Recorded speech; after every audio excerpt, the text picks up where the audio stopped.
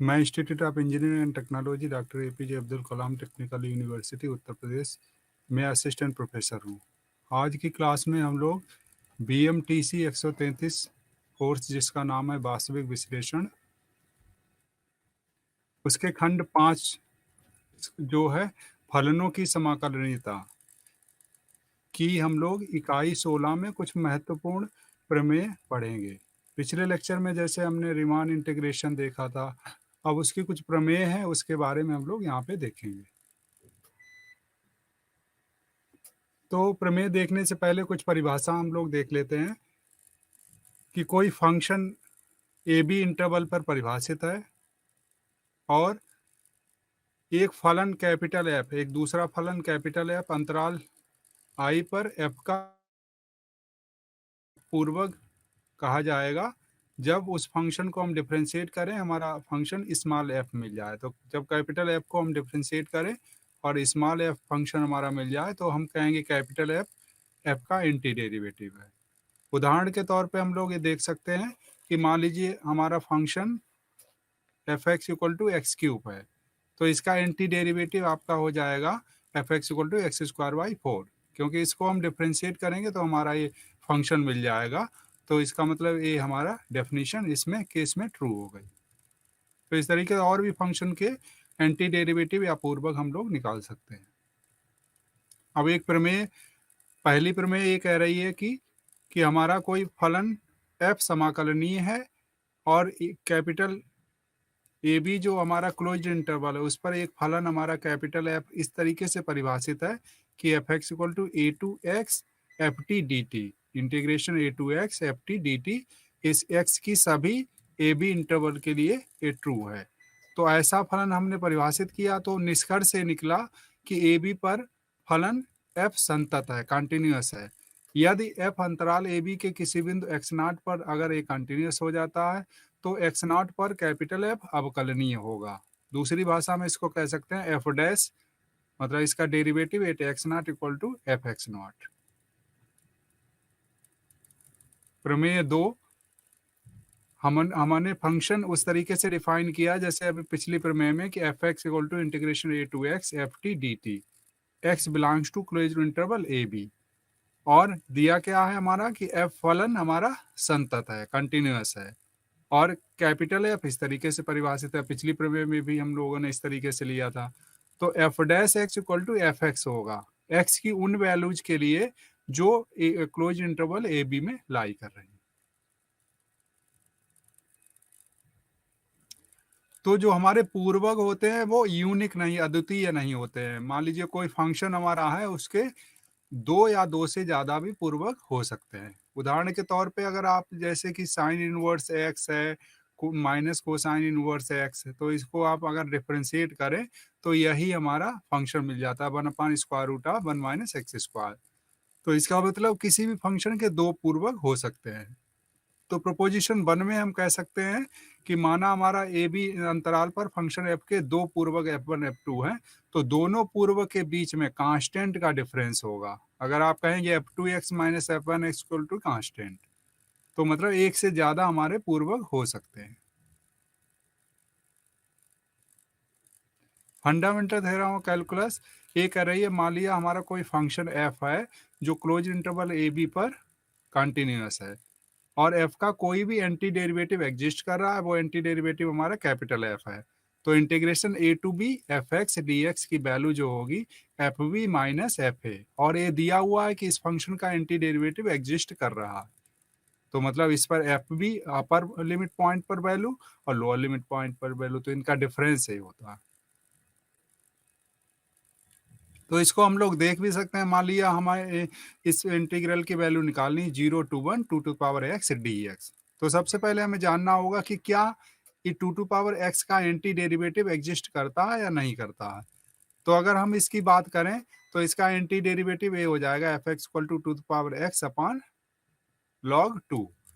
तो अगर ये एंटी डेरिवेटिव है तो 0 to 1 2 to power x dx की वैल्यू f1 माइनस f0, तो यहाँ पे 1 रखेंगे तो ये आपका 2 upon log 2 minus 2 to power 0 upon log 2, तो ये वैल्यू हो जाएगी 1 अपॉन log 2, नेचुरल log 2।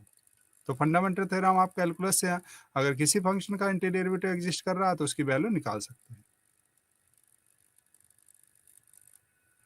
अब हमारी एक प्रमेय 3 है कि मान लीजिए कोई फंक्शन कंटिन्यूअस है क्लोज इंटरवल ए बी पर और वो रीमान इंटीग्रेबल भी है, तो हमें एक जाई ऐसा पॉइंट उस इंटरवल में मिल जाएगा ए टू बी एफ, मतलब इसका इंटीग्रेशन जब हम निकालेंगे तो एफ जाई बी माइनस ए, ऐसा हो जाएगा। मतलब एक डेफिनेटली एक उस इंटरवल में हमें एक पॉइंट जाई मिल जाएगा जिसके लिए ये कथन सत्य है, ये इक्वेशन सत्य है। तो इसको उदाहरण के तौर पे हम लोग देख लेते हैं। मान लीजिए हमारे पास कोई function f x equal to x है, तो एफ फलन हमारा संतत है, कंटिन्यूअस है क्लोज इंटरवल ए बी पर। तो जब हम इस इंटीग्रल की वैल्यू निकालेंगे ए टू बी, और ये इंटीग्रेबल भी है, एफ एक्स डी एक्स, ये आपका इसकी वैल्यू हो जाएगी क्योंकि एंटी डेरिवेटिव इसका एग्जिस्ट कर रहा है, तो b square minus a square point two, इसके आप फैक्टर कर लेंगे तो b plus a by two और बी माइनस ए। तो इस तरीके से अगर हम इसको b plus a by two को जाई माने तो डेफिनेटली ये उस इंटरवल के इनसाइड होगा, उसके अंदर होगा, क्योंकि क्लोज इंटरवल ए बी है और उसका मध्य बिंदु हमारा हो जाएगा जाई जो कि b plus a by to. तो इस तरीके से हमें एक जाई मिल गया जो उस इंटरवल के अंदर है, और ये आपका प्रीवियस प्रमेय में b माइनस है, मतलब आपका f b minus f a, तो ये आपका हो गया f b minus f a. तो इस तरीके से पिछली प्रमेय जो हमने देखी है वो हमारी ट्रू है, सत्य है। अब इसमें इम्प्रॉपर इंटीग्रल की बात करते हैं कि मान लिया हमारा कोई फंक्शन ए एफ जो है close interval a to open interval infinity, a open interval होना चाहिए, ए हमारा जो है एक फलन ए परिभाषित इस तरीके से है b strictly greater than a के लिए। अब इस इंटीग्रल की value limit b tends to infinity a to b f is exist करे और एक वास्तविक संख्या हमें मिले, या ए फाइनाइट मिले, या ए प्लस माइनस इनफाइनाइट मिले, तो इस a to integral a to infinity f द्वारा इसको व्यक्त करेंगे और इसको हम इम्प्रॉपर इंटीग्रल कहेंगे। इस तरीके से हम लोग limit b tends to infinity a to b f के एक वास्तविक संख्या होने के स्थिति में इसको हम विषम समाकल कहेंगे, विषम समाकल या अनुचित समाकल। और इसकी वैल्यू हमें फाइनाइट मिल जाए कुछ तो उसको अभिसारी कह देंगे, अन्यथा मान लीजिए प्लस माइनस इन्फिनिटी मिल जाए वैल्यू तो उसको अपसारी कह देंगे। तो इम्प्रॉपर इंटीग्रल फाइनाइट वैल्यू के लिए अभिसारी, infinite plus minus infinite value के लिए अपसारी। तो इसको हम लोग देख भी सकते हैं उदाहरण लेके। मान लीजिए हम एक उदाहरण है limit 1 to infinity 1 upon x d x, तो ये हमारा क्या अपसारी है या क्या अभिसारी है। तो जब हम इसको देखेंगे तो देखिए इसको इस तरीके से भी लिख सकते हैं limit b tends to infinity 1 to infinity 1 to b, sorry ये 1 टू बी होना चाहिए 1 अपान एक्स डी एक्स, तो इसका इंटीग्रेशन 1 अपान एक्स का लॉग एक्स होता है, लिमिट रखेंगे 1 टू बी, तो हमारा एल एन बी, तो b tends to infinity infinity आ जाएगा। तो इसका मतलब ये हमारा ये जो विषम समाकल है 1 upon x d x limit 1 to infinity, ये आपका अपसारी हो गया क्योंकि इसकी वैल्यू इनफाइनाइट आ गई। अब दूसरी हम लोग इसके लिए देख ले limit b tends to infinity 1 to infinity 1 upon x square d x, तो जब हम इसकी लिमिट निकालेंगे b tends to infinity 1 to b यहाँ पे होगा, ये टाइपिंग एरर है, तो इसमें इसका इंटीग्रेशन हो जाएगा माइनस 1 अपान एक्स और लिमिट रखेंगे 1 टू बी, तो कहने का मतलब है limit b tends to infinity 1 minus 1 upon b, तो if you apply limit b tends to infinity तो हमें 1 मिल जाएगा। तो इसका मतलब हमें दो समाकल हमने लोगों ने लिए हैं, विषम समाकल 1 अपान एक्स जो है वो आपका अपसारी हो गया और 1 अपान एक्स स्क्वायर अभिसारी हो गया। अब कौची इंटीग्रल टेस्ट है, किसी को फंक्शन मान लीजिए हमारे पास वो एक फंक्शन एफ है, वो डोमेन 1 इन्फिनिटी 1 ओपन इन्फिनिटी के साथ वास्तविक फलन है और वो हमारा नॉन निगेटिव है, ऋणोत्तर है, और वो मोनोटॉनिकली डिक्रीजिंग है, ह्रासमान फलन है। देखिए डेफिनेशन है ह्रासमान फलन की, और x ग्रेटर देन 1 के लिए एफ एक्स समाकलनीय है, इंटीग्रेबल है, और एफ एन की वैल्यू यू एन, एक सीक्वेंस से हम लोग एक डिनोट कर रहे हैं यू एन, अर्थात एफ एन श्रेणी यू एन से जुड़ा हुआ है। तो ये एक तरफ श्रेणी हो गई हमारा, एक तरफ ये समाकल हो गया। तो इस श्रेणी और समाकल में आपस में संबंध है कि ये जो श्रेणी है वो अब अभिसारी तब होगी जब ये समाकल हमारा अभिसारी हो जाएगा, कन्वर्जेंट हो जाएगा। और ये अपसारी तब होगी इफ एंड ओनली, यदि और केवल यदि, जब ये हमारा अपसारी हो जाएगा। तो इसको उदाहरण के तौर पे भी हम देख सकते हैं। मान लिया हमारे पास एक पी श्रेणी है, summation varies from 1 to infinity 1/n to power p, p हमारा 0 से बड़ा है। तो इसके करस्पॉन्डिंग हमने एक फंक्शन ले लिया है, वो फंक्शन हमारा हो जाएगा, n को x से रिप्लेस कर दिया तो 1/x पावर p। अब 1/x पावर p और p हमारा दिया हुआ है 0 से बड़ा है, तो ये हमारा एक तो मोनोटोनिकली डिक्रीजिंग फंक्शन है, नॉन निगेटिव है, क्योंकि हमारा x अगर हम पॉजिटिव लेंगे नॉन निगेटिव हो जाएगा, और ये समाकलनीय भी है, इंटीग्रेबल है। तो कॉची समाकल टेस्ट से क्या होगा कि दोनों एक साथ या तो अभिसारी होंगे या दोनों एक साथ अपसारी होंगे। तो integration 1 to x fx dx, इसकी वैल्यू हम देख लें 1 to x dx upon x power p। तो इसका इंटीग्रेशन हम लोग कर लें, तो इंटीग्रेशन जब हम करेंगे तो अलग अलग केस बनेंगे। मान लीजिए p की वैल्यू हमारी 1 है, तो ये आपका हो गया 1/x dx अपॉन x, तो उस केस में log x हो जाएगा। p 1 के बराबर नहीं है, तो p 1 के बराबर नहीं है, तो इसका इंटीग्रेशन हो जाएगा x power 1 minus p minus 1 upon 1 minus p। और p आपका 0 से 1 के बीच में है, less than equal to 1 and greater than, strictly greater than 0, तो उस केस में इन्फिनिटी हो जाएगा। और p की वैल्यू 1 से बड़ी है, तब हमारा ये हो जाएगा 1/p माइनस 1। तो ये अलग अलग केसेस होंगे, मतलब इस इंटीग्रेशन की वैल्यू हमारी p पर डिपेंड करेगी। जब x टेंस टू इन्फिनिटी पर, तो हमारा जब ये हमने इंटीग्रेशन निकाल लिया, इससे हमारा देखिए जहाँ फाइनाइट वैल्यू मिल जाएगी वहां पे आपका अभिसारी हो जाएगा। तो 1 to infinity f x p, ये फाइनाइट वैल्यू मिल रही, ग्रेटर देन 1 के लिए अभिसारी है, कन्वर्जेंट है। और p जब हमारा 0-1 के बीच में है तो ये हमारा अपसारी है, क्योंकि देखिए इन्फिनिटी ये मिल रहा है। और इक्वल टू 1 पे भी ये x टेंस टू इन्फिनिटी पे टेंस टू इन्फिनिटी हो जाएगा, तो हमें फाइनाइट नहीं मिलेगा, तो अपसारी। तो इस तरीके से हम श्रेणी का भी निकाल सकते हैं कि वो श्रेणी आपकी कन्वर्जेंट है या डाइवर्जेंट है, उसको रिलेट कर देंगे इम्प्रॉपर इंटीग्रल से। अब हमारा खंड 6 है फलनों के अनुक्रम और श्रेणियां।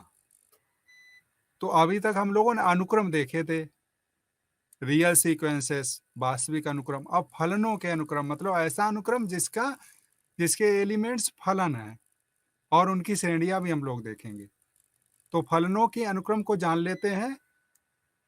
फलनों का अनुक्रम क्या होता है? मान लीजिए हमारा एक हमने फलनों का अनुक्रम लिया है, n हमारी प्राकृतिक संख्या है और x हमारा वास्तविक संख्या है। तो हमने लिया है fn x equal to x to power n।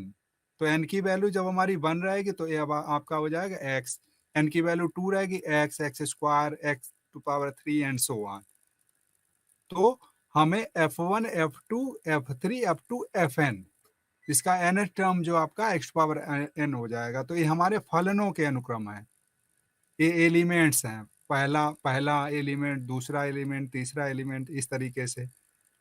तो इसको नोटेशन फॉर्म में हम लोग इस तरीके से लिखते हैं कि fn n belongs to n, natural number. जैसे अनुक्रम था, यहाँ फलन हमारा एलिमेंट्स फलन है, तो इसे फलनों का अनुक्रम ये हो गया। अब फलनों के अनुक्रम की हम पॉइंट वाइज कन्वर्जेंस और यूनिफॉर्म कन्वर्जेंस, बिंदुसा सीमा, और उसकी बात हम लोग करेंगे। तो मान लिया हमारे पास R के एक उप समुच्चय कैपिटल A पर परिभाषित वास्तविक मान फलनों का एक सीक्वेंस A है, fn n belongs to n, ये हमारा फलनों के एक अनुक्रम है, और ये रियल नंबर के सबसेट पे डिफाइंड है। तो ये f में बिंदुसा अभिसारित कब होगा? पॉइंट वाइज कन्वर्जेंस, प्रत्येक x बिलोंग्स टू a के लिए। तो बिंदुसा ए तब होगा जब हम limit n tends to infinity सभी बिंदु के लिए देख लें और ये fx को अभिसरित हो, कन्वर्ज करे। तो उसको हम दूसरी भाषा में ये भी कह सकते हैं कि a पर फलन f अनुक्रम fn की बिंदुसा सीमा कहलाती है, जब हम a देख लें f equal to limit n tends to infinity fn, मतलब हर एक पॉइंट पर limit n tends to infinity कर लें तो बिंदुसा हम लोग देख लेंगे। तो कोई अगर इंटरवल दिया होगा तो पूरे इंटरवल के लिए हो जाएगा। तो मान लिया हमारे पास सीक्वेंस है, सीक्वेंस ऑफ फंक्शन है f n x equal to x power n. तो x इक्वल टू 0 पे हम अगर देखें तो x इक्वल टू 0 पे ये 0 आपका हो जाएगा। तो उस पर limit n tends to infinity लगाएंगे, वैल्यू 0 आएगी। x इक्वल टू 1 पे एफ एन 1 इक्वल टू 1, इस पर limit n tends to infinity लगाएंगे, 1 आएगा। अब x हमारा 0 और 1 के बीच में है, तो जब x इक्वल टू 0 और 1 के बीच में limit n tends to infinity हम अप्लाई करेंगे तो इसकी वैल्यू 0 की तरफ टेंड जाए करेगी। तो इसका मतलब हम एक क्लोज इंटरवल 0-1 पर हम इसका पॉइंट वाइज कन्वर्जेंस देख सकते हैं, और जो कि फंक्शन हमारा आएगा, क्योंकि हमने लिमिट निकाल ली है, इंड पॉइंट पर निकाला, इंटरमीडिएट पॉइंट पर निकाला, अंदर के पॉइंट पर। तो x इक्वल टू 1 के लिए 1 आया और x हमारा 0 to 1 के बीच में 0 आया। तो ये हमारा पॉइंट वाइज कन्वर्जेंस आ गया इस सीक्वेंस ऑफ फंक्शन के लिए। एफ एन एक्स हमारा x टू पावर n है, उसके लिए आ गया। तो ऐसे आप और भी एग्जाम्पल के लिए निकाल सकते हैं। अब एक बहुत इंपॉर्टेंट रिजल्ट है कि कंटिन्यूअस फलनों, संतत फलनों के एक अनुक्रम की बिंदुसा सीमा का संतत होना आवश्यक नहीं है। तो मान लीजिए कंटिन्यूअस फंक्शंस का आप निकालते हैं कि बिंदुसा सीमा आपने निकाला है, तो बिंदुसा सीमा जरूरी नहीं है कि वो कंटिन्यूअस हो। प्रीवियस एग्जांपल में अभी हमने देखा है कि वो फंक्शन कंटिन्यूअस नहीं था 0 to 1 पर, लेकिन x to power n 0 to 1 पर कंटिन्यूअस था, लेकिन उसकी limit pointwise limit continuous नहीं है। अब हम एप्सिलॉन डेफिनेशन भी देख सकते हैं कि पॉइंट वाइज कन्वर्जेंस के लिए। तो मान लीजिए हमारे पास कोई फलनों का अनुक्रम एफ एन है और ये किसी डोमेन पर डिफाइन है, तो ये पॉइंट वाइज कन्वर्जेंस कब होगा? जब प्रत्येक एप्सिलॉन ग्रेटर देन 0 के लिए, स्ट्रिक्टली ग्रेटर देन 0 के लिए, प्रांत में प्रत्येक x के लिए एक हमें संख्या मिल जाए n एप्सिलॉन x, मतलब ऐसी संख्या मिले जो आपका एप्सिलॉन और x मतलब उस बिंदु पर भी डिपेंड करे, एप्सिलॉन पर भी डिपेंड करे। तो क्या हो कि n greater than equal to n epsilon x के लिए एफ एन एक्स और एफ एक्स का डिफरेंस एब्सोल्यूट वैल्यू, इसके डिफरेंस की एब्सोल्यूट वैल्यू एप्सिलॉन से छोटी हो। तो ऐसा अगर किसी फलन के लिए सीक्वेंस ऑफ फंक्शन के लिए मिल जाए तो हम कह देंगे पॉइंट वाइज कन्वर्जेंस, बिंदुसा अभिसरण। अब देख लेते हैं f n x equal to x power n, interval हम 0 to 1 क्लोज इंटरवल 0 to 1 ले लेते हैं। तो मान लिया इसमें x की वैल्यू हमने 1/2 ले ली है, तो जब x की वैल्यू 1/2 ले ली तो एफ एन 1/2 हमारा f 1/2 टू पावर n, तो ये हमारा 0 प्राप्त हो जाएगा यहाँ पे limit n tends to infinity पर। अब हमने एप्सिलॉन की एक वैल्यू ली है 0.001, तो एप्सिलॉन ग्रेटर देन 0 के लिए क्या हमें n एप्सिलॉन 1/2 मिल पाएगा? तो हमने ये देख लिया कि हमारी x की वैल्यू पॉइंट फिक्स है जो 1/2 है, तो 1/2 power n less than epsilon ये लेके चले। तो ये जब हम लेके चलेंगे तो हम n की वैल्यू निकाल सकते हैं, इसकी कैपिटल N एप्सिलॉन 1/2 की वैल्यू। तो कैपिटल N की वैल्यू इस केस में हमारी 10 न्यूनतम हो जाना चाहिए, मतलब ये इनक्वालिटी 10 या 10 से ग्रेटर के लिए ट्रू हो जाएगी। तो पॉइंट हमारा x इक्वल टू 1/2 है और एप्सिलॉन की वैल्यू ये है, तो कैपिटल N की वैल्यू हमारी न्यूनतम 10 हो जाएगी। ऐसे हम दूसरा पॉइंट ले लें x इक्वल टू 9/10, तो 9/10 के लिए जब f n 9/10 equal to f 9/10 ये 0, तो इस केस में हम एप्सिलॉन की वैल्यू 0.001 ले लें, तो कैपिटल एन की वैल्यू हमें न्यूनतम 66 मिल जाएगी।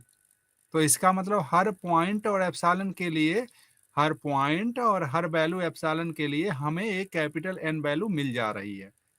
तो ये पॉइंट वाइज कन्वर्जेंस इससे हमारा सिद्ध होता है। अब हम यूनिफॉर्म कन्वर्जेंस की बात करेंगे। तो मान लिया हमारे पास सीक्वेंस ऑफ फंक्शंस है एफ एन, तो वो यूनिफॉर्म कन्वर्जेंस कब कहा जाएगा?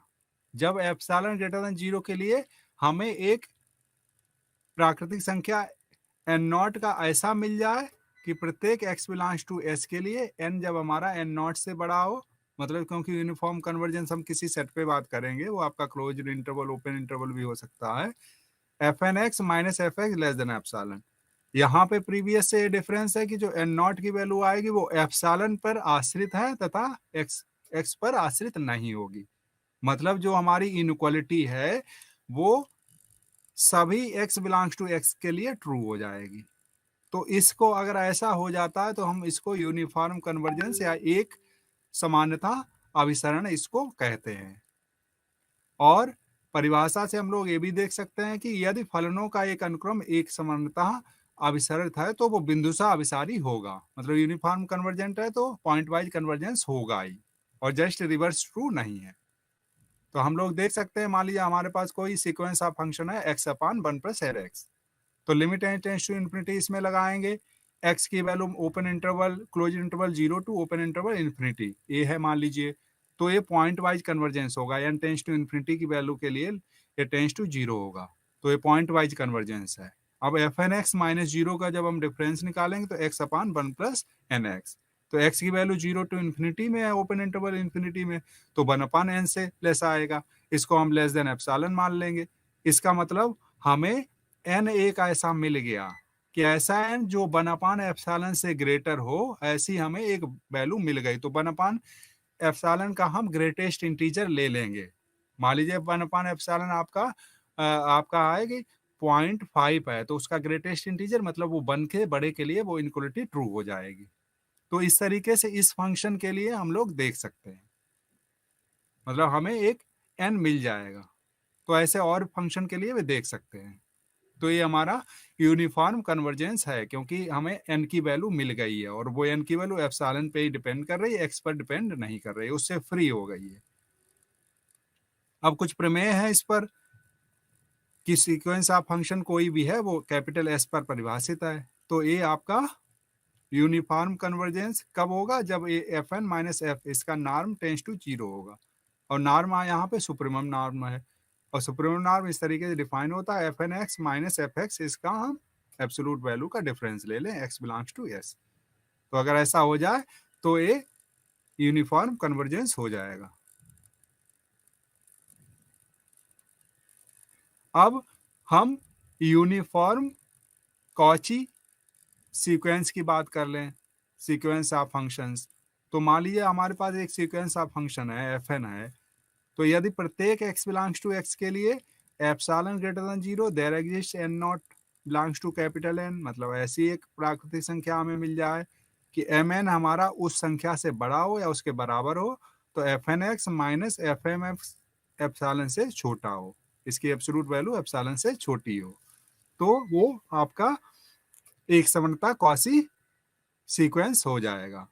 अब इस पे एक बेस्ड एक प्रमेय है कि हमारा सीक्वेंस ऑफ फंक्शंस है वो किसी समुच्चय S पर परिभाषित है, वास्तविक फलनों का ये सीक्वेंस है, तो S पर एक समानता अभिसारी होगा। कब होगा, यदि केवल यदि एक समानता कॉची है। तो ये इफ एंड ओनली इफ की कंडीशन हो गई कि सीक्वेंस ऑफ फंक्शन अगर एक समानता कॉची है तो एक समानता हमारा अभिसारी हो जाएगा, अगर अभिसारी है तो इम्प्लाइज बाय इम्प्लाइज ये आपका हो गया। तो इस तरीके से हम लोग देख भी सकते फंक्शन है x power n upon 1 plus x power n, तो 0 और क्लोज इंटरवल 0 1 हमारा दिया हुआ है, तो ये एक समानता अभिसारी नहीं है। अब हम इसको किस तरीके से देखें, हम इसकी पॉइंट वाइज लिमिट पहले ले लें, तो इसकी पॉइंट वाइज लिमिट ले लेंगे x इक्वल टू 0 पर, या x 0 टू 1 के बीच में है तो इसकी आपकी पॉइंट वाइज लिमिट 0 आ जाएगी, और x इक्वल टू 1 पर 1/2 आ जाएगी। तो ये जो सीक्वेंस ऑफ फंक्शन है क्लोज इंटरवल 0-1 पर एक समानता अभिसारी नहीं है। अगर कोई हम इस तरीके से इंटरवल ले लें कि हमारा इंटरवल है x belongs to 0 to b, और b हमारा जो है वो इससे छोटा है, 1 से छोटा है, स्ट्रिक्टली छोटा है, तो इस इंटरवल में ये आपका एक समानता अभिसारी हो जाएगा। अब हम इसका मान लीजिए इसका नॉर्म हमने सुप्रीमम नॉर्म निकाला तो हमारा ये आ गया supremum norm x to power n upon 1 plus x to power n, x हमारा 0 टू b में है, तो इसका सुप्रीमम वैल्यू क्या होगी b टू पावर n, और b हमारा 0 टू 1 में है, तो जब limit n tends to infinity करेंगे 0 टू 10 0 को अटेंड कर जाएगा। तो प्रीवियस निष्कर्ष से हमने यही हमारा निष्कर्ष निकला प्रीवियस थ्योरम से, उस प्रमेय से, कि हमारा इस इंटरवल पे 0 टू b इंटरवल पे हमारा एक समानता अभिसारी है, और क्लोज इंटरवल 0 1 पर ए अब सारी नहीं है, 0 to b पर है, b हमारा 0 to 1 के बीच में है। अब हमारी कुछ प्रमेय है। मान लीजिए हमारे पास एक समानता परिबद्ध वास्तविक फलनों का एक अनुक्रम है जो किसी समुच्चय S पर एक फलन f की ओर एक समानता अभिसारी है, तो S पर f भी परिबद्ध होता है। तो जो सीक्वेंस ऑफ फंक्शंस है वो बाउंडेड है, तो वो जिसको लिमिट को कन्वर्ज कर रहे हैं तो वो लिमिट भी आपकी बाउंडेड होगी S इंटरवल पे। तो ये प्रमेय 3A कह रही है। अब अगली प्रमेय पे आते हैं। यदि हमारा fn एक सीक्वेंस ऑफ फंक्शन है और वो कॉन्टिन्यूअस सीक्वेंस ऑफ फंक्शन है जो किसी समुच्चय S पर एक फलन f की ओर एक समानता अभिसारी है, तो S पर f भी संतत होगा, f भी आपका कंटिन्यूअस होगा। तो महत्वपूर्ण प्रमेय है दोनों एक समानता अभिसारी के लिए। अब पांचवें प्रमेय की हम बात करें तो R के एक परिबद्ध अंतराल कैपिटल I पर परिभाषित और अवकलनीय फलनों का एक अनुक्रम है। माना ये अनुक्रम fn x नॉट किसी x not belongs to I के लिए अभिसारी है, कन्वर्जेंट है। और हमने ये भी माना कि अनुक्रम fn डैश अंतराल I पर एक फलन g की ओर एक समानता अभिसारी है। तब क्या होगा, fn जो फलन है अंतराल I पर फलन f की ओर एक समानता अभिसारी होगा, ताकि कैपिटल I पर f अवकलनीय, और इस तरीके से हम उसको फलन को डिफरेंशिएट करेंगे, f डैश इक्वल टू हमारा g आ जाएगा। अगली प्रमेय है कि मान लीजिए हमारे पास कोई इंटीग्रेबल्स सीक्वेंस ऑफ फंक्शंस हैं जो समाकलनीय हैं और क्लोज इंटरवल ए बी पर परिभाषित हैं। तो ये सीक्वेंस ऑफ फंक्शंस fn अंतराल ए बी पर एक फलन f की ओर एक समानता अभिसारी है, तब ए बी पर f समाकलनीय भी होगा। और इसको हम मैथमेटिकली ये कह सकते हैं कि limit a tends to b f equal to limit n tends to infinity a to b fn, ये हो जाएगा। मतलब सीक्वेंस ऑफ फलन हमारा समाकलनीय अगर इंटीग्रेबल है तो उसकी लिमिट भी इंटीग्रेबल हो जाएगी, ये कह रहा ये प्रमेय। अब हम इसको देख भी सकते हैं कि मान लीजिए हमारे पास सीक्वेंस ऑफ फंक्शंस है fn x equal to nx e to power minus n square nx square, n belongs to capital N हमारी प्राकृतिक संख्या है, x हमारा क्लोज इंटरवल 0 to 1 में है। तो fn एक समानता अभिसारी नहीं है, ये हमें दर्शाना है। तो देख लेते हैं इसको हम। एप्सिलॉन ग्रेटर देन 0 हमारे पास दिया हुआ है, x हमारा 0 to 1 इंटरवल में है, तो इसकी एब्सोल्यूट वैल्यू हम निकालेंगे तो n हमारा पॉजिटिव है, x 0 to 1 में है, e to power minus x, ये आपका हो जाएगा, क्योंकि x की वैल्यू 1 से कम हो जाएगी तो ये हो जाएगा। तो n टेंड्स टू इन्फिनिटी पर इस फंक्शन की लिमिट निकालेंगे तो ये टेंड्स टू 0 आ जाएगा। तो इसलिए n नॉट का अस्तित्व है, ताकि n greater than equal to n not के लिए n e to power minus nx square less than epsilon, तो ये हो जाएगा।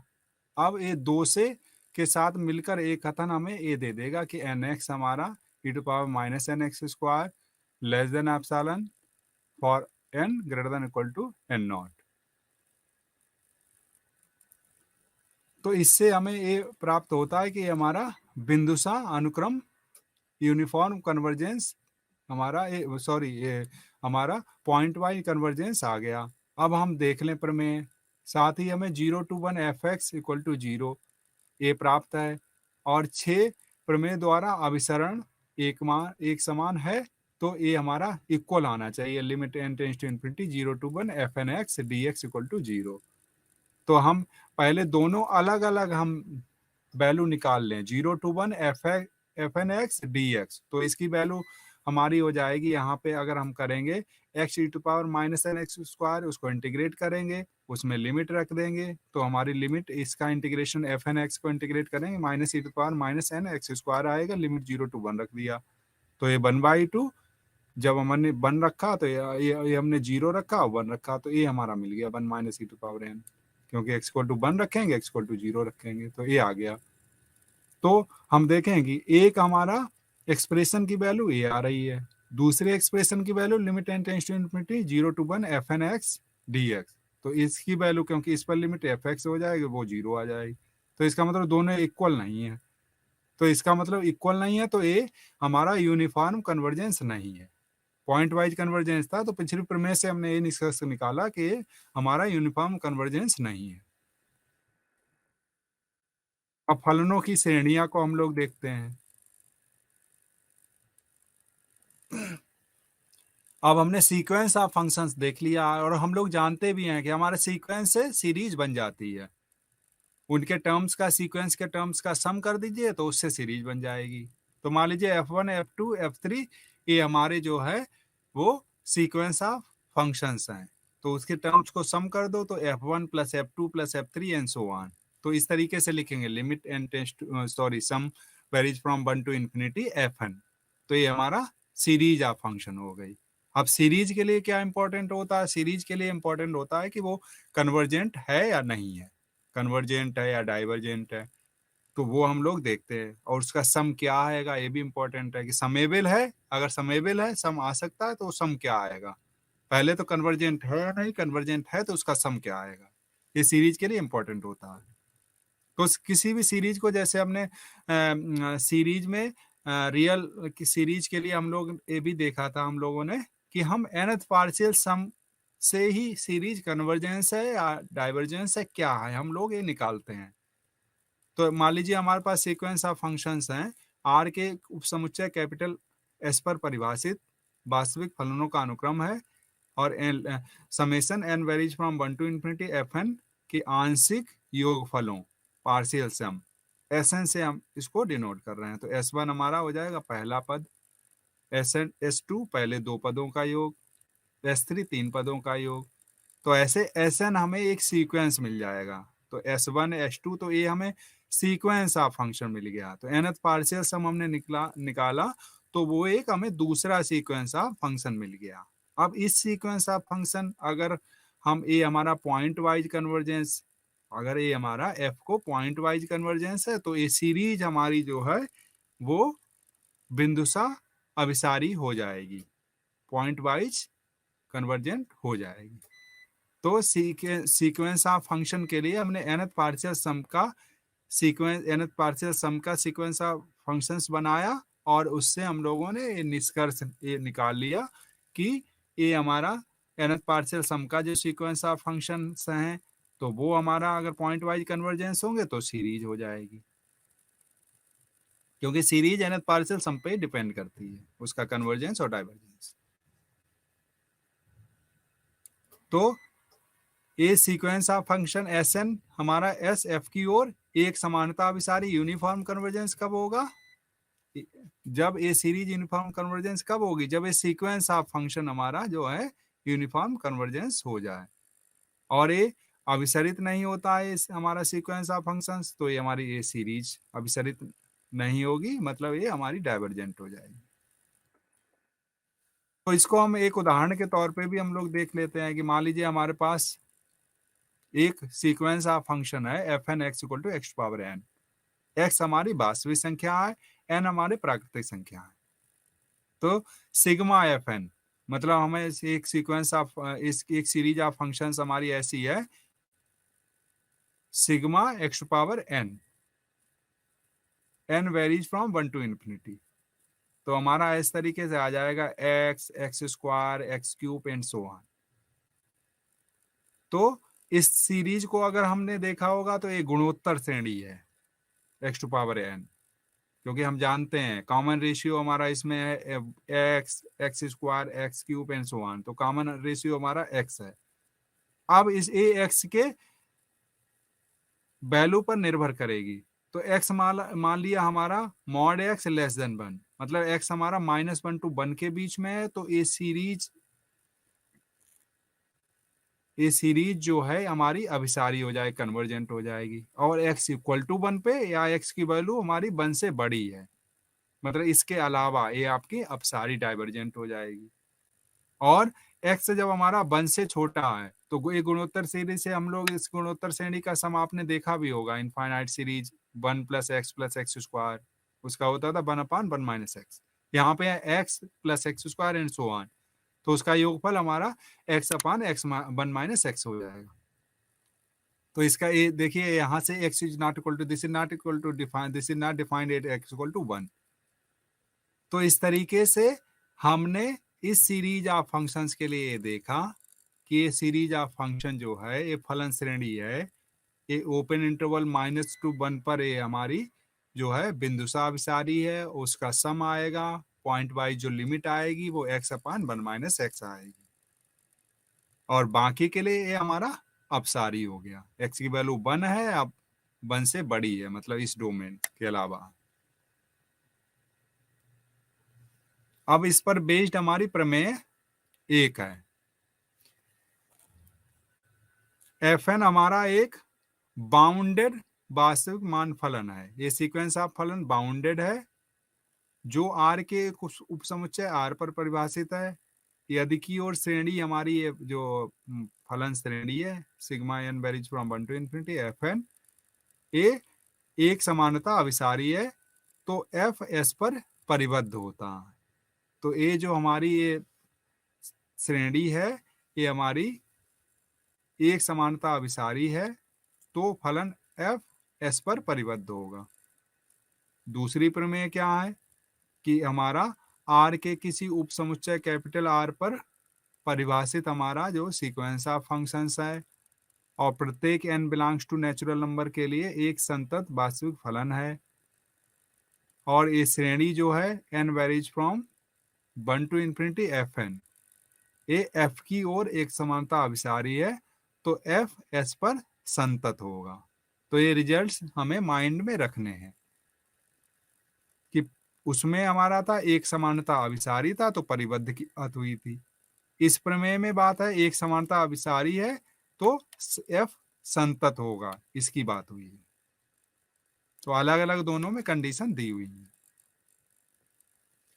अब प्रमेय 3, मान लीजिए हमने सीक्वेंस ऑफ फंक्शंस हमारे पास हैं जो r के एक क्लोज्ड और परिबद्ध अंतराल i कैपिटल I पर परिभाषित है और अवकलनीय है, और मान लिया हमने श्रेणी हमारी fn x0, और x0 हमारा कैपिटल I इंटरवल में है, इसके लिए ये श्रेणी अभिसारी है।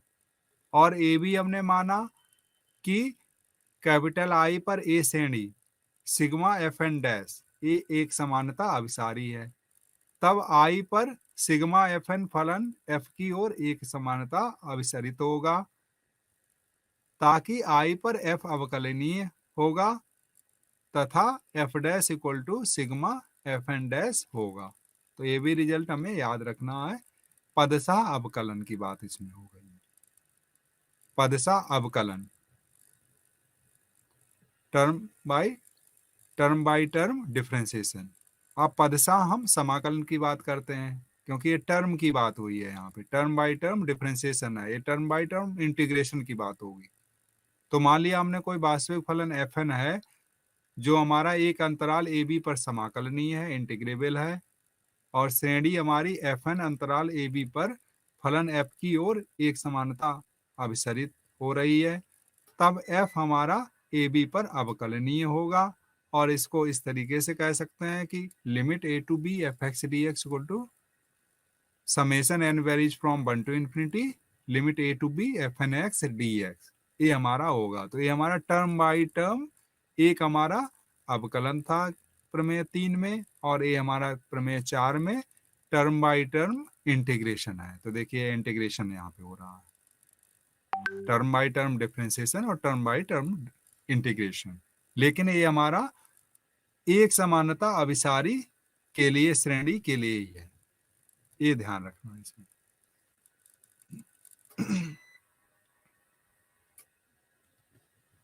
अब हमारे पास है बर्स्ट्रास एम टेस्ट। मान लीजिए हमारे पास एक सीरीज ऑफ फंक्शंस है सिग्मा fn, और एक किसी समुच्चय s जो सबसेट है कैपिटल R इस पर परिभाषित है, एक सीरीज ऑफ फंक्शन है, फलन श्रेणी है। यदि सिग्मा un धनात्मक वास्तविक संख्याओं की एक ऐसी कन्वर्जेंट सीरीज है कि सभी x belongs to capital S n हमारा प्राकृतिक संख्याओं के लिए, जो हमारा एफ एन एक्स, इसके जो टर्म है एफ एन एक्स, इसका जब एब्सोल्यूट वैल्यू हम लें, इसका मॉडुलस ले, तो वो हमारा यूएन से छोटा हो, तो हमें, तो ये जो हमारी सीरीज ऑफ फंक्शन हो क्या होगा, वो हमारा एक समानता अभिसारी होगा।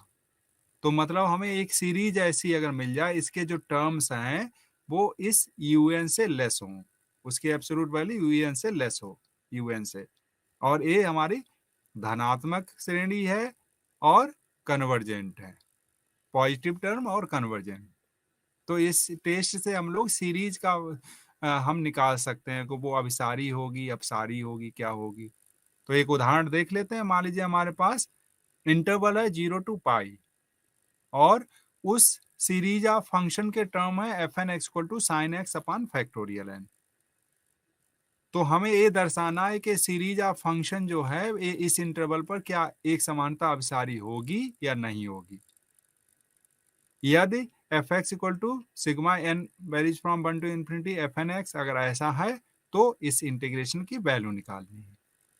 तो हम जैसे कि जानते हैं कि साइन एन एक्स की वैल्यू मैक्सिमम वैल्यू होगी 1, absolute value of sine x, क्योंकि साइन का ग्राफ जैसे कि -1 to 1 होता है, तो उसकी मैक्सिमम वैल्यू 1 से छोटी होगी, ये हम लोग जानते हैं।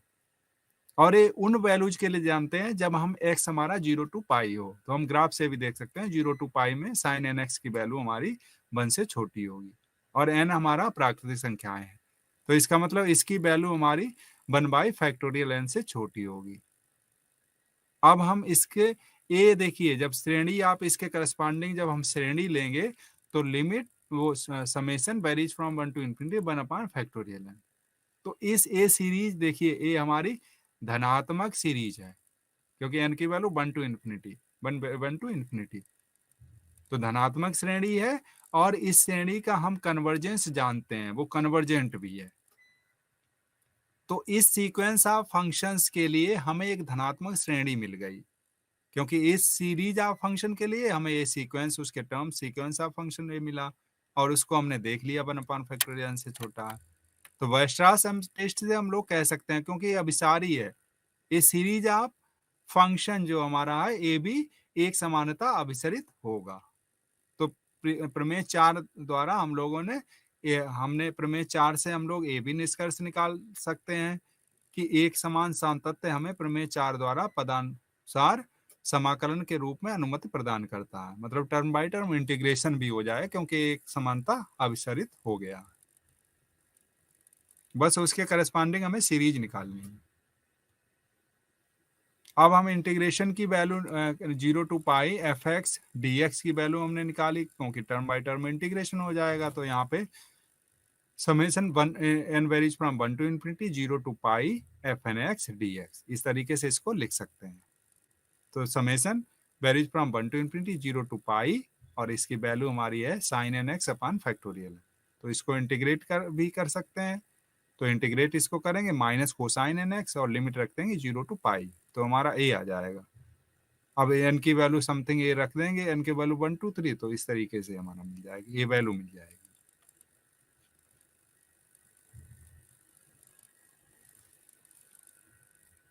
अब हम पावर सीरीज की बात करेंगे।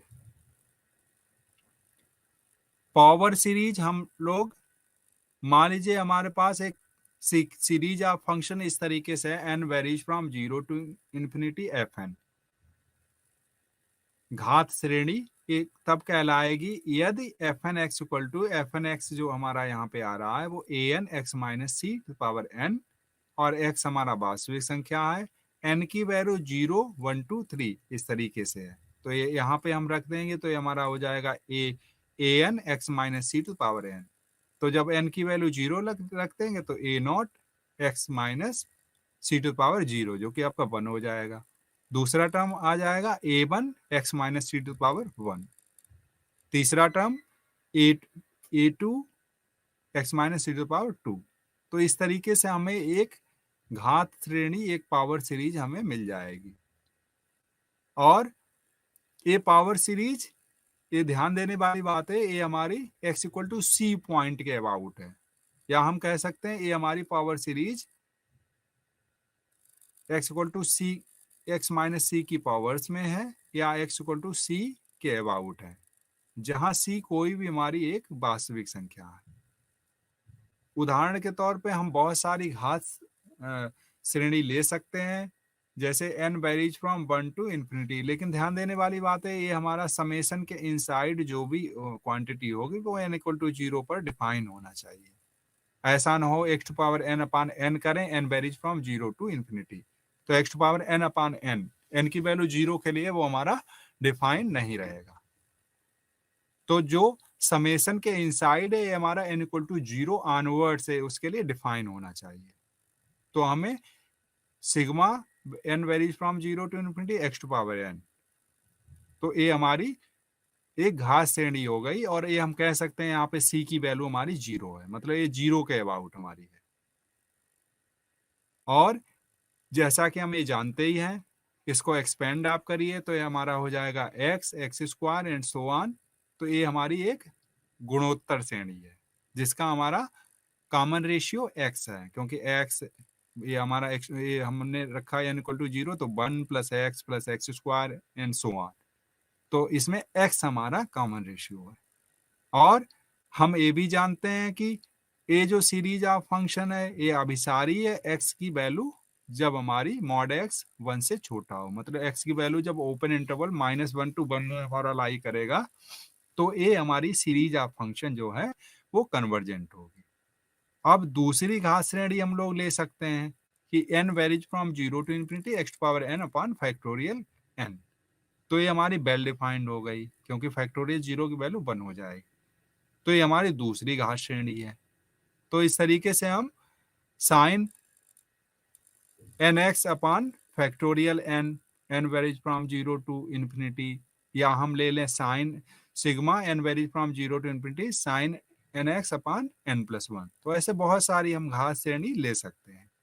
और बस घात श्रेणी में महत्वपूर्ण ये है कि वो हमारा घात श्रेणी किसके अबाउट है, और वो हमारा सीरीज ऑफ फंक्शन होगा, क्योंकि fn(x) हमारा an x minus c to power n है, c हमारा फिक्स पॉइंट है, और x हमारा रियल नंबर है, और n हमारा प्राकृतिक संख्या है।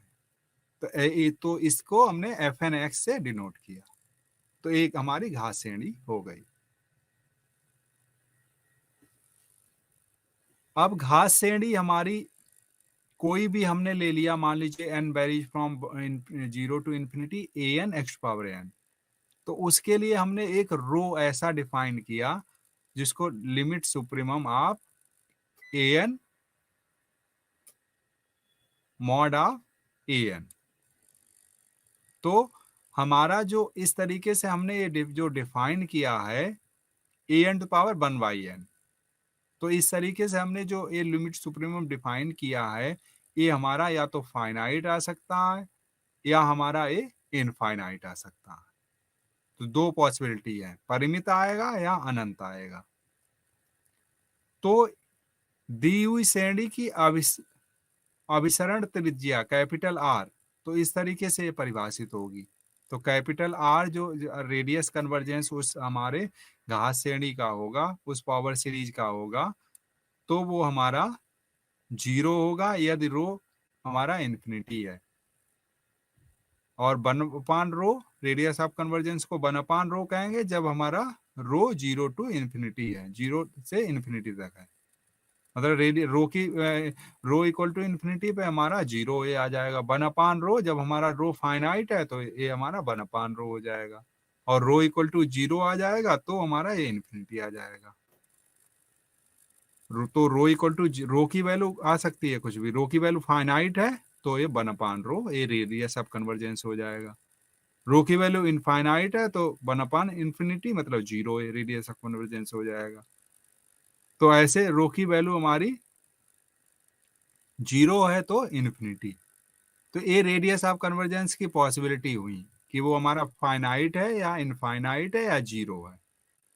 तो रेडियस ऑफ कन्वर्जेंस का सेंस यही होता है कि उस रेडियस में अगर हम रियल इंटरवल की बात करें तो आर रेडियस ऑफ कन्वर्जेंस से हमें इंटरवल ऑफ कन्वर्जेंस मिलेगा open interval -r to r, तो ये हमें अभिसरण अंतराल हमें ए मिल जाएगा -r to r, और r हमारा फाइनाइट भी हो सकता है। अब रेडियस ऑफ कन्वर्जेंस 0 भी हो सकता है। रेडियस ऑफ कन्वर्जेंस 0 का मतलब उस पॉइंट पर जो हमारा सीरीज हमारी घास श्रेणी दिख रही है कन्वर्जेंट है, जो हमारी घास श्रेणी उस पॉइंट पर कन्वर्जेंट है। और मान लीजिए हमने जो है हमारी वन भी रेडियस ऑफ कन्वर्जेंस हो सकती है, मतलब वन के रेडियस मानते हुए। अगर हमारी रेडियस ऑफ कन्वर्जेंस अगर 1 है तो इसका मतलब -1 to 1 ओपन इंटरवल में हमारी जो घास श्रेणी है वो कन्वर्जेंट है।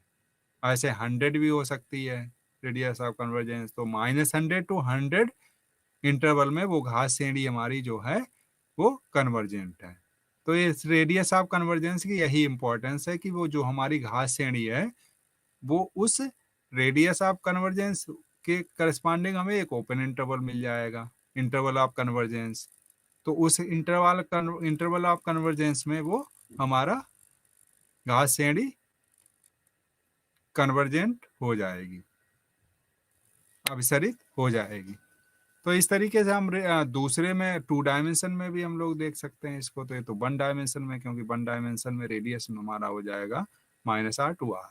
तो इस तरीके से 2 डायमेंशन में कॉम्प्लेक्स एनालिसिस में हम लोग 2 डायमेंशन में भी देख सकते हैं इसको। अब काची हदामर्द प्रमेय। यदि घास श्रेणी हमारी कोई n varies from 0 to infinity an x⁴n, इसकी अभिसरण त्रिज्या radius of convergence capital R दी हुई है, जो बार निरपेक्षता अभिसारी होती है। यदि हमारा mod x less than capital R है तथा अपसारी होती है यदि कैपिटल R से बड़ा हो। तो कॉची हदामर्द थ्योरम ये हमारी कहती है कि ये जो घास श्रेणी है उसकी अभिसरण त्रिज्या कैपिटल R हमारी है, तो जब मॉड x की वैल्यू R से छोटी होगी, मतलब हमारा x जब open interval -r to r जब लाई करेगा तो ये हमारी जो सीरीज ऑफ फंक्शन है वो निरपेक्षता अभिसारी होगी। और मॉड x जब हमारा r से बड़ा होगा, मतलब उस इंटरवल से बाहर जब है, x हमारा बाहर है -r to r इंटरवल के जब बाहर है, तो ये हमारी जो सीरीज ऑफ फंक्शन है, मतलब हमने घास श्रेणी की बात की है, जो हमारी ये घास श्रेणी है वो हमारी डाइवर्जेंट होगी। तो यह हमें माइंड में रखना है। तो रेडियस ऑफ कन्वर्जेंस के अंदर निरपेक्षता अभिसारी होगी, एब्सोल्यूटली कन्वर्जेंट, और हम उस रेडियस ऑफ कन्वर्जेंस से जब बाहर x की वैल्यू है तो हमारी अपसारी होगी। अब प्रमेय 7 की बात करें। मान लीजिए हमारे पास कोई घास श्रेणी है sigma n varies from 0 to infinity an x⁴n। यहाँ पे 0 to infinity या देख लिया ए हमारा 1 to infinity भी हो सकता है। तो घास श्रेणी हमारा 0 से ले सकते हैं या 1 से ले सकते हैं। जब 1 से लेंगे तो पहला टर्म a1 x हो जाएगा, 0 लेंगे तो a0 पहला टर्म हो जाएगा। तो इसकी रेडियस ऑफ कन्वर्जेंस दी हुई है r>0, ये हमारे 0 से बड़ी है, मतलब पॉजिटिव है। और एक C है ऐसा पॉइंट जो 0 और कैपिटल R के बीच में है। तो इस क्लोज्ड इंटरवल में -c to c में ये हमारी जो श्रेणी है series of functions n varies from 0 to infinity an xn, ये एक समानता अभिसारी होगी। तो कहने का ये सेंस है कि अभिसरण त्रिज्या हमारी पॉजिटिव है, उससे छोटा, जैसे ऐसे इसको दूसरी भाषा में इस तरीके से भी कह सकते हैं कि मान लीजिए कोई हमारे पास घास श्रेणी है और उसकी रेडियस ऑफ कन्वर्जेंस मान लीजिए 10 है और 5 10 से छोटा है, तो वो घास श्रेणी हमारी -5 to 5 में भी एक समानता अभिसारी होगी, यूनिफॉर्म कन्वर्जेंट होगी। वो series of functions uniform convergent होगी। अब अगली प्रमेय, किसी घात श्रेणी की सीमा उसके अभिसरण अंतराल पर संतत होती है। तो कोई भी घात श्रेणी मतलब हमने ली,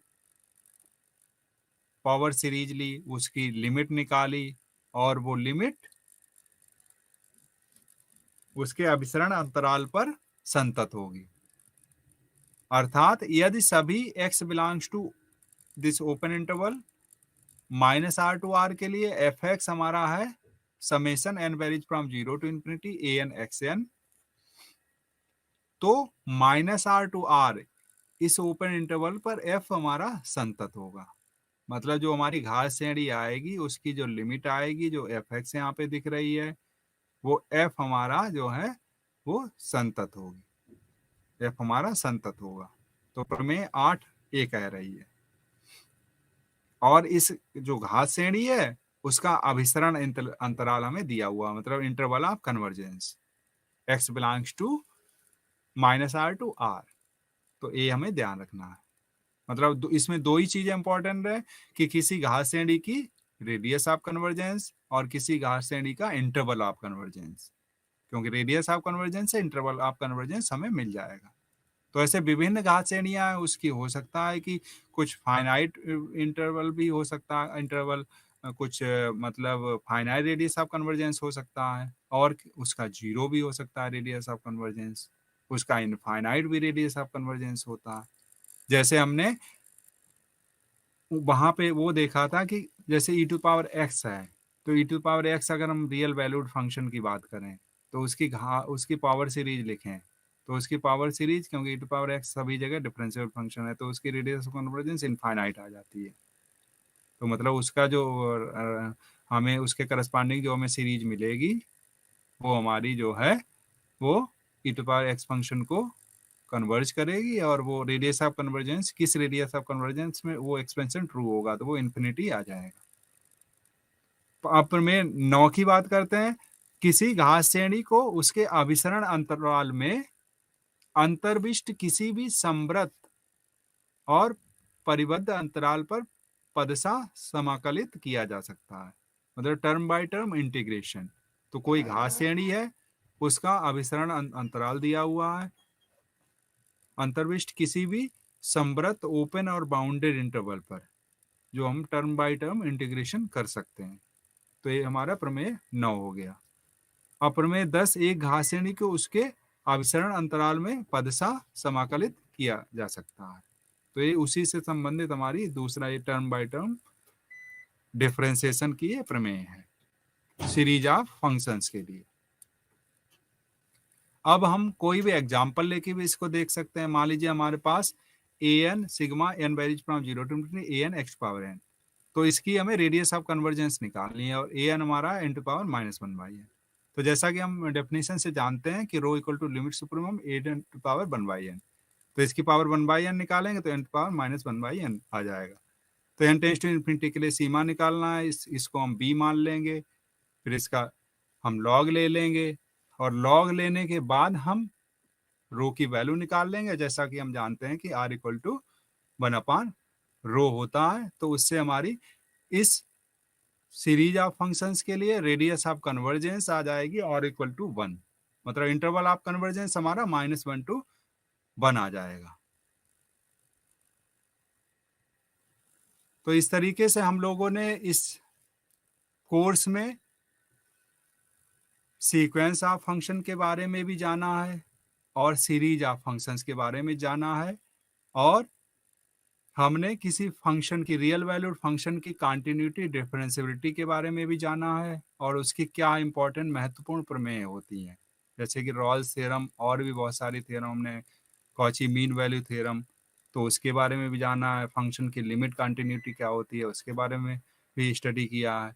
तो और एक्सरसाइज के लिए आप लोग अच्छे अच्छे क्वेश्चंस की प्रैक्टिस कर सकते हैं, प्रमेय देख सकते हैं, उनके क्या एप्लीकेशंस हैं, उन एप्लीकेशन से क्या निष्कर्ष निकलता है, तो ये देख लेते हैं। तो इस कोर्स में आज इतना ही। एक कोर्स इस तरीके से समाप्त होता है। आप सभी को नमस्कार।